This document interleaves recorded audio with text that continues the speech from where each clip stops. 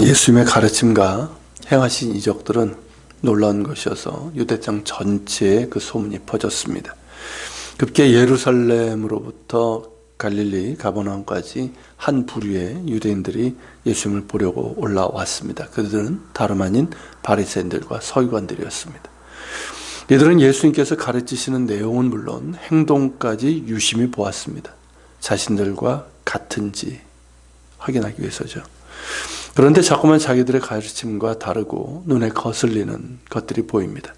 그 중에 하나가 오늘 본문에 나오는 것처럼 예수님의 제자들이 음식을 먹을 때 손을 씻지 않은 겁니다. 당시의 배경을 잘 모르면 이것을 그냥 위생적인 어떤 청결 문제로 보겠지만 그 이상이었습니다. 유대교 종파의 한 축이었던 바리새파의 경우는 정결 문제를 중요하게 다루었고, 그러다 보니까 이것저것 많은 규칙과 규제들이 만들어졌습니다. 그리고 그것이 규범이 되고 전통이 되었습니다. 그 전통을 장로들의 전통 혹은 장로들의 유전이라고 하는데, 당시 바리새파가 또 하나의 성경으로 주장하던 구전율법을 말합니다. 이것이 후에 미시나로 편찬이 되고 더 확대되어 탈무드가 된 것인데, 그 핵심 내용은 바리새파 랍비나 현인들의 성경 해석이나 생활 규범 등에 대한 것입니다. 그러한 장로들의 전통 중에 하나가 바로 음식을 먹기 전에 손을 씻는 겁니다. 그에 대한 여러 가지 규칙과 규제가 있었습니다. 당시 식사는 손으로 빵을 떼어서 스튜 같은 것에 찍어 먹거나, 아니면 피타빵이나 라파빵이라고 해서 그 안에 야채 같은 걸 조리한 것을 넣어서 이렇게 먹었는데, 역시 손으로 자꾸 먹었습니다. 그런 면에서 손을 씻는 것은 위생적으로 옳은 습관이었습니다. 그런데 이것이 권장사항이 아니라 반드시 지켜야 되는 규범이 되고 전통이 되어서, 그것을 지키지 않는 사람들은 부정하고 마치 범법자처럼 비난하고 정죄를 한다는 것이죠. 아무리 좋은 규칙이라 하여도 이렇게 더 많은 규칙과 규제를 만들어내고 그것을 규범으로 만들고 그것을 마치 성경과 같은 규범과 전통으로 만드는 것은 문제가 있습니다. 손을 씻는 것도 레위기 등의 율법에서 정하신 정결법이 적용된 것인데, 정결법의 본래의 목적이 있죠. 그것은 개인과 공동체의 청결, 그리고 생활과 영적인 면에서 구별이 주 목적입니다. 그런데 이렇게 온갖 규칙과 규제를 만들어내고 그것을 마치 성경과 같은 규범과 전통으로, 아니 그 이상으로 권위를 부여해서 사람들에게 강제하고 그것을 기준으로 비난하고 정죄하는 것은 본래의 목적을 왜곡할 뿐만 아니라 그 목적을 사라지게 할 위험이 있습니다. 실제로 당시 유대인들 중에는 바리새인들처럼 자신들의 전통을 철저하게 지키는 사람들이 있는가 하면 적당한 선에서 따르든가 아니면 아예 무시하는 사람들도 있었습니다.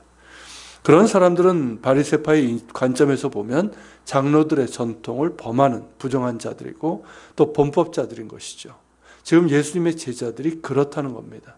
자신들은 예수님이 랍비라 여겼는데 제자들을 보니 전혀 장로들의 전통을 지키지 않고 있더라는 것입니다. 이런 비난에 대해서 예수님께서는 질문으로 대응하십니다. 너희는 어찌하여 너희의 전통으로 하나님의 계명을 범하느냐는 것입니다. 그 예로 드신 것이 부모 공경에 대한 계명이죠. 이 부모 공경은 십계명에서 인간관계 계명 중에서 제일 처음에 있을 정도로 중요한 계명이고 또한 약속이 있는 계명입니다. 그런데 당시에는 자신의 부모를 부양하는 데 지출되는 돈을 하나님께 드린다고 공식적으로 선언할 수 있었고 그렇게 드릴 수 있는 거예요. 그러면 노부모를 모셔야 하는 의무에서 합법적으로 벗어날 수가 있었습니다. 원래는 아주 특별한 상황에서 발생한 그런 규범 같은 것인데, 당시에는 이것을 악용할 만큼 아주 고약한 규범이 되고 말았습니다. 그들이 말하는 장로들의 전통 중에 하나였던 거죠. 결국 이것은 자신들의 장로들, 즉 그들이 존경하는 랍비들이나 현인들의 해석을 장로들의 전통이라고 하면서 결국 하나님의 말씀을 헛되게 만드는 것입니다. 그런데 이렇게 될 것을 이사야 선지자를 통해서 예견되었다는 것도 함께 말씀하셨습니다.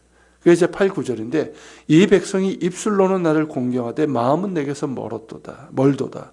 사람의 계명으로 교훈을 삼아 가르치니 나를 헛되이 경배하는도다. 이사를 통해서 예견된 그대로 이들이 행하고 있는 것이죠. 입만 열면 거룩이고 경건이고 기도고 금식 등 하나님을 엄청 공경하는 것 같은데 정작 사람의 계명으로 교훈을 삼아서 그것을 마치 성경과 같은 것으로 가르치니 그것은 거짓된 경배이고 그 마음 역시 하나님을 공경하는 데서 먼 것이죠. 그리고 예수님께서는 이들에게 처방전을 제시하십니다.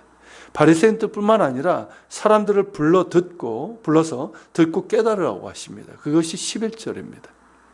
입으로 들어가는 것이 사람을 더럽게 하는 것이 아니라 입에서 나오는 그것이 사람을 더럽게 하느니라. 예수님께서 외적인 청결을 무시한 것이 아닙니다. 예수님의 말씀의 요지는 뭐냐면 내면의 청결이 훨씬 더 중요하고 그게 근본적인 거죠. 아무리 외적으로 정결법을 지키고 그래서 성결한 것처럼 보여도 그 내면에 더러운 것들이 있으면 외적인 그런 정결은 아무런 의미가 없고 오히려 위선적이고 거짓된 경건이 되고 마는 것입니다. 예수님께서는 성경에서 말씀하시는 것처럼 인간의 마음이 가장 거대한 오염의 원천이라는 것을 지적하시고 그것은 인간이 만들어낸 교훈이나 전통으로는 절대 정화시킬 수 없다는 것을 말씀하고 계시는 겁니다. 실제로 그렇지 않습니까? 바리새인들뿐만 아니라 지금도 보십시오. 인간이 만들어낸 좋은 교훈들, 전통도 얼마나 많습니까?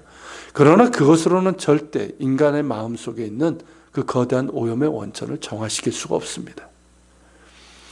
이것이 바로 예수님과 바리새인들 간의 논쟁의 중심이라고 할 수 있습니다. 그렇다면 지금 우리에게 이 말씀은 어떤 의미가 있을까요?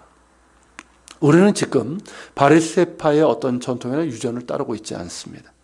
그러나 여전히 우리 안에 그리고 교회 안에 있는 어떤 규범이나 전통들이 이런 비슷한 위험성이 있다는 것을 우리가 직시할 필요가 있습니다. 물론 규범이나 전통은 나쁜 것이 아닙니다. 중요합니다. 하지만 그것에 자꾸만 과도한 의미를 부여하고 또 부차적인 것들을 만들어내서 사람들을 옥죄는 것이 된다면 그것은 성경의 핵심 내용을 왜곡하거나 부정하게 될 위험성이 있다는 것을 기억하고 주의해야 됩니다. 그러한 예는 교회의 역사를 통해서 어렵지 않게 볼 수가 있습니다. 규범이 필요하고 전통도 중요하지만 그 어떤 것도 하나님의 말씀보다 앞설 수 없고 성경의 핵심 내용을 왜곡하거나 부정해서는 안 됩니다. 어떤 경우에도 사람의 교훈이 하나님의 말씀을 대신할 수 없고 사람이 만든 전통이나 해석이 하나님의 말씀의 권위 위에 설 수 없습니다. 우리 개인적으로 어떤 의미로 다가올까요? 우리 역시 외적인 경건의 모습을 갖기 위해 노력하고 있습니다. 중요합니다. 하지만 더 중요한 것은 경건의 모양보다 경건의 능력입니다. 즉 우리의 내면이 정결해지고 거룩함으로 채워져야 합니다. 그래야 경건의 모양도 의미가 있고 그것이 가식이 아니라 실제적인 능력이 되고 영향력이 되고 하나님께 영광을 돌리는 도구가 될 수 있습니다.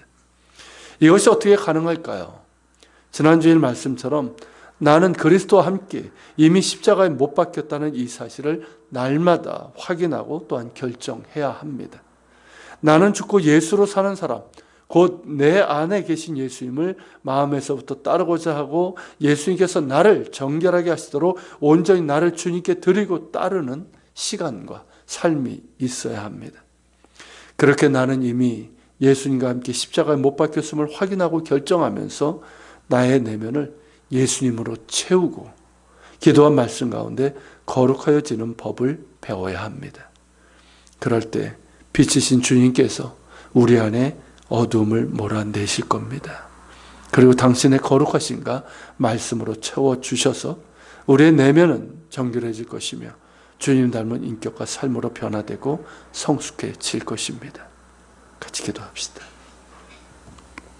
주님, 그때도 그렇고 지금도 믿지 않는 사람들도 그렇고 지금도 교회를 다니고 또 나름대로 신앙생활에 애쓰는 사람들의 모습을 보면 바리새인들과 그렇게 다르지가 않습니다. 사람들이 만들어낸 혹은 자기가 옳다고 여기는 그런 것들에 묶여서 그런 것들로 또 다른 사람들을 판단하고 비난하고 정죄하는 그런 모습이 있습니다.